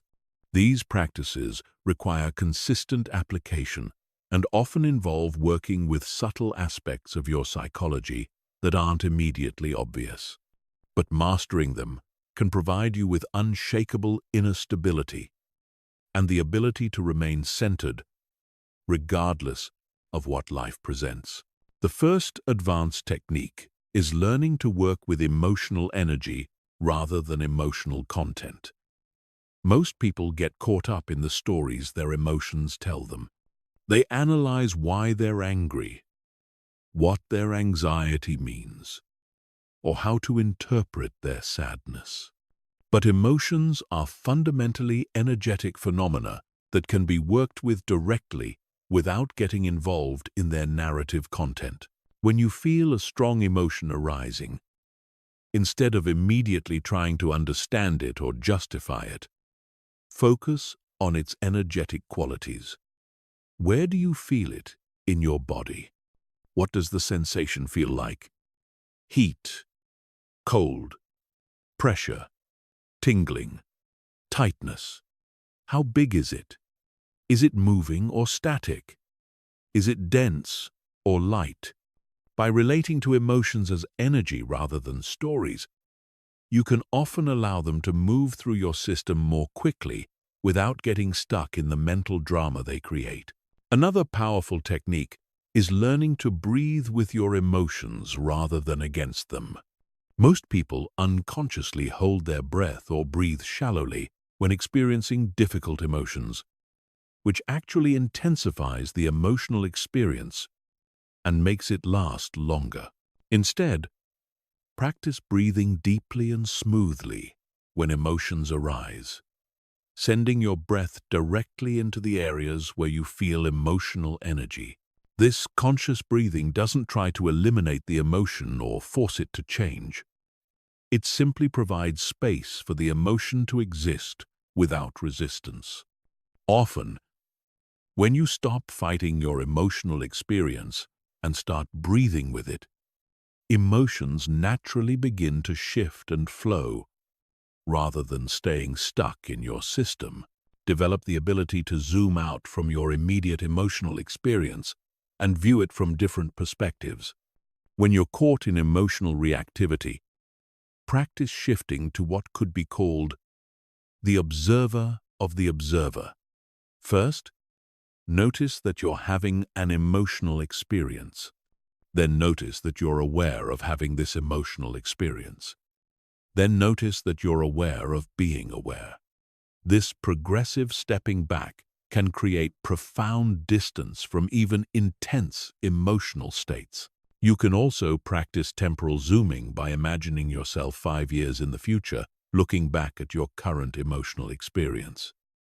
How would your future self advise you to handle this situation?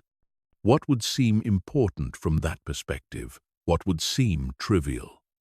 This technique helps you access wisdom and perspective that's often unavailable when you're in the middle of emotional reactivity. Learn to work with the pre-emotional space, the moment before an emotion fully forms. With practice, you can become aware of the subtle shift in your internal state that happens just before an emotional reaction kicks in. In this pre-emotional space, you have maximum choice about how to respond. You can allow the emotion to form and express naturally, or you can consciously choose a different response altogether. This requires developing very subtle awareness of your internal states. and usually becomes possible only after you've been practicing emotional detachment for some time. But once you can catch emotions in this pre-formation stage, you gain tremendous freedom to choose your responses based on wisdom rather than conditioning. Practice emotional Aikido, the art of redirecting emotional energy rather than resisting it or being overwhelmed by it.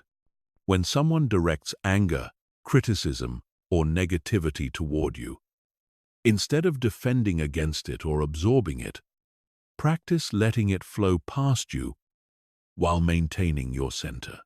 Imagine yourself as a tree in a windstorm, bending with the force while remaining rooted in your own stability. This technique works with your own difficult emotions as well. Instead of fighting against anger, anxiety, or sadness, practice moving with the emotion while maintaining your observational awareness. This Aikido approach often allows emotions to pass through your system more quickly and with less residual impact. Develop what could be called emotional proprioception, the ability to sense your emotional state with the same clarity that you can sense your physical position.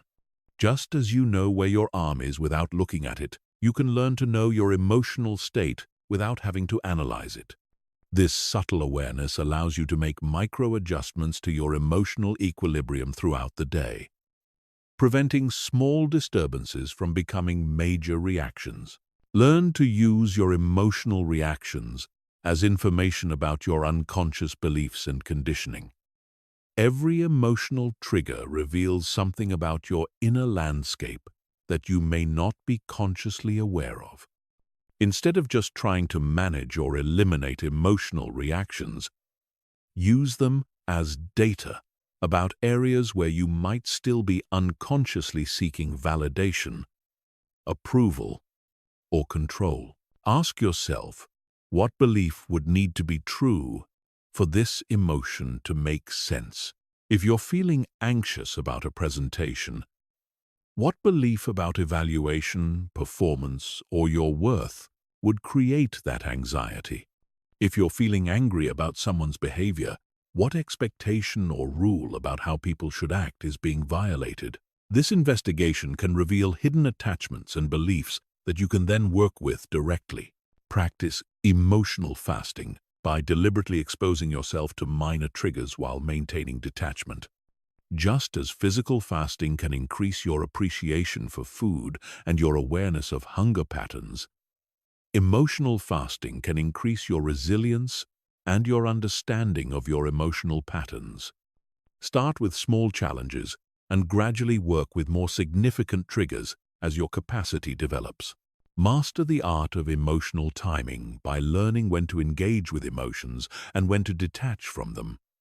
Sometimes, the most skillful response is to feel an emotion fully and let it inform your actions. Sometimes the wisest choice is to observe the emotion without being influenced by it. Developing discernment about which approach serves each situation is an advanced skill that requires experience and wisdom. The ultimate goal of these advanced techniques is not to eliminate your emotional life, but to develop such mastery over your emotional experience that you can choose how to engage with whatever arises. You become like a skilled surfer who can ride any wave with grace and skill, or like a master musician who can play any piece with technical precision while maintaining artistic expression. This level of emotional mastery provides profound freedom because you're no longer at the mercy of your conditioning, your triggers, or your circumstances. You can respond to any situation from your highest wisdom rather than your deepest wounds. You can remain centered in chaos, calm in crisis, and loving in the face of hostility. This is the promise of advanced emotional detachment. Not a life without emotions, but a life where emotions serve your highest good rather than controlling your experience. Chapter 14. Integrating detachment into daily life. The real test of emotional detachment is not how well you can practice it during meditation or quiet reflection, but how effectively you can apply it during the chaos and demands of daily life. Most people find it relatively easy to feel detached and peaceful when they're alone in a calm environment, but struggle to maintain that equilibrium when dealing with difficult people, unexpected challenges, or high-pressure situations. Integrating detachment into daily life requires developing what could be called applied wisdom, the ability to remember and implement these principles when you're stressed, triggered, or overwhelmed. This integration happens gradually as you create systems, practices, and reminders that support your commitment to emotional freedom even when life gets complicated. Start your day with intention setting rather than immediate reaction. Most people wake up and immediately check their phone, exposing themselves to other people's agendas, problems, and emotional energy before they've even fully awakened. This reactive start to the day sets you up for hours of emotional reactivity. Instead, take even 5 minutes when you wake up to center yourself. Remind yourself of your commitment to emotional detachment and set intentions for how you want to show up during the day. Create transition rituals between different parts of your day. When moving from home to work, from one meeting to another, or from work back to personal time, take a moment to consciously shift your energy and recommit to your detachment practice. This might involve taking 3 deep breaths, briefly meditating, or simply reminding yourself that you have the power to choose your responses regardless of what you encounter. Practice micro-detachments throughout the day. You don't need extended meditation sessions to apply these principles. When you feel yourself getting triggered by an email, take a breath before responding. When someone makes a comment that normally would upset you, pause and observe your reaction before choosing your response. When you catch yourself worrying about something outside your control, redirect your attention to what you can actually influence. Use everyday activities as mindfulness practice. Instead of operating on autopilot during routine tasks, use them as opportunities to practice presence and detachment. When washing dishes, focus completely on the experience without mental commentary. When walking, pay attention to your body and breath rather than getting lost in thought. When eating, taste your food fully instead of eating while distracted. These simple practices strengthen your ability to stay present and centered throughout the day. Develop standard responses to common triggers. Most people encounter similar challenging situations repeatedly, whether it's dealing with criticism at work, managing family conflicts, or handling disappointment when things don't go as planned. Instead of being caught off guard each time, prepare thoughtful responses in advance that align with your commitment to detachment. For example, when someone criticizes your work, instead of immediately defending yourself, you might say, "Thank you for the feedback. Let me consider what you've said." When someone tries to engage you in gossip or complaining, you might respond, "I can see you're frustrated. What do you think might help?" When facing disappointment, you might remind yourself, "This is information, not a judgment about my worth." Set boundaries around your emotional energy, just as you would set boundaries around your time or money. This means being selective about which emotional dramas you engage with, limiting exposure to unnecessarily negative media or people, and protecting time for practices that support your emotional well-being. You have finite emotional resources, and learning to invest them wisely is crucial for maintaining detachment. Practice emotional budgeting by allocating your emotional energy intentionally, rather than letting it be drained by whatever demands your attention. Decide in advance which situations deserve your full emotional investment and which ones you'll handle with detached professionalism. This conscious allocation helps prevent emotional exhaustion and ensures you have energy available for what truly matters. Create environmental supports for your detachment practice. This might mean keeping books or quotes visible that remind you of these principles, setting phone reminders to check in with your emotional state, or surrounding yourself with objects that help you remember your commitment to inner peace. Your environment should support your highest intentions rather than undermining them. Develop accountability systems that help you maintain your practice when motivation wanes. This could involve working with a mentor or coach who understands these principles, joining a group of people committed to emotional growth, or simply checking in with yourself regularly about how well you're applying what you've learned. Without accountability, it's easy to slip back into old reactive patterns when life gets stressful. Learn to use challenges as practice opportunities rather than seeing them as problems to avoid.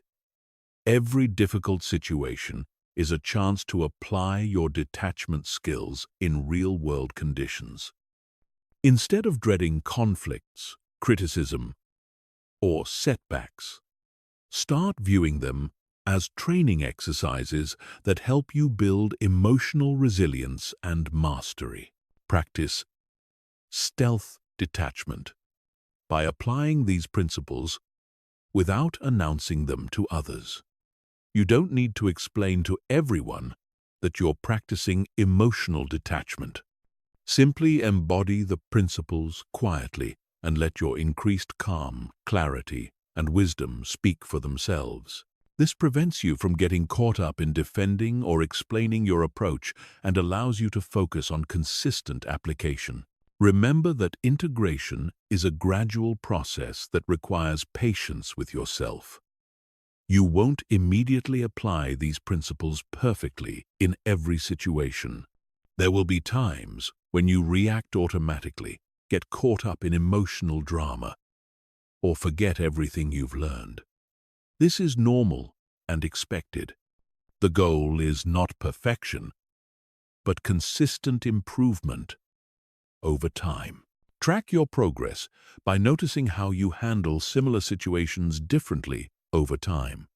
You might not notice day-to-day improvements, but if you compare how you respond to criticism now versus 6 months ago, or how you handle stress now versus a year ago, you'll likely see significant growth. This recognition helps maintain motivation and confirms that your practice is creating real change. The key to successful integration is making detachment a way of life rather than just a technique you use occasionally. When emotional freedom becomes your default mode of operation rather than something you have to remember to practice, you've successfully integrated these principles into your daily existence. At that point, detachment becomes as natural as breathing, supporting you automatically through whatever life presents. Chapter 15. Your new life of emotional freedom. You now possess the knowledge and tools to live a completely different kind of life than most people experience. You understand how to observe your emotions without being controlled by them, how to detach from outcomes without losing motivation, how to maintain your center regardless of external circumstances, and how to respond to challenges from wisdom rather than reactivity. This is not theoretical knowledge. This is practical power that can transform every aspect of your existence. But knowledge alone is not enough. The information you've learned becomes transformation only when you consistently apply it in your actual life circumstances. The difference between people who remain trapped in emotional reactivity and those who achieve genuine freedom is not in what they know, but in what they practice.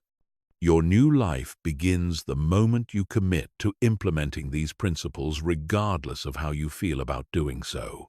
The first thing you'll notice as you develop emotional detachment is how much energy you've been wasting on things outside your control. All the hours spent worrying about outcomes you can't influence, all the mental energy consumed by other people's opinions, all the emotional resources drained by taking things personally, this energy becomes available for creative and productive purposes. You'll feel like you've gained extra hours in your day because you're no longer spending time being upset about things that don't actually require your emotional involvement. Your relationships will transform in ways you might not expect. Some people will be drawn to your new sense of calm and centeredness. They'll appreciate your ability to remain stable during their difficulties and your capacity to love without neediness or control. These relationships will deepen because they're based on genuine connection rather than emotional dependency or manipulation. However, some relationships may become strained as you change. People who were used to controlling you through emotional drama may resist your new boundaries. Those who relied on you to absorb their emotional chaos may be uncomfortable with your refusal to carry their burdens. Some may accuse you of being cold or uncaring when you stop reacting to their triggers or refuse to join them in worry and complaint. This relationship sorting is actually healthy, even when it's painful.